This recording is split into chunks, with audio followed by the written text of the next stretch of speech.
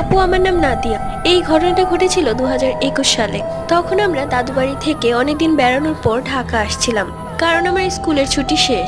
আমরা একটি মাইকোতে করে আসছিলাম, আমি, আমার ছোট বোন এবং আম্মু আব্বু, সাথে ছিল ড্রাইভার। তখন রাতের 1টা বেজে গেছে। এরই মধ্যে আমার ছোট বোন ঘুমিয়ে গেছে, কিন্তু আমার কোনোভাবেই ঘুম আসছিল না। গরমকাল ছিল তখন, গাড়ির জানালা খোলাই ছিল।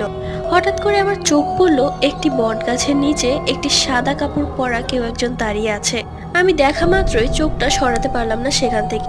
এরপর মনের ভুল ভেবে উড়িয়ে দিলাম। কিছুক্ষণ পর আমি সেম সেই বট গাছ এবং সেই অবয়বটাকে দেখতে পেলাম। এবার আমি অনেক ভয় পেয়ে গেলাম।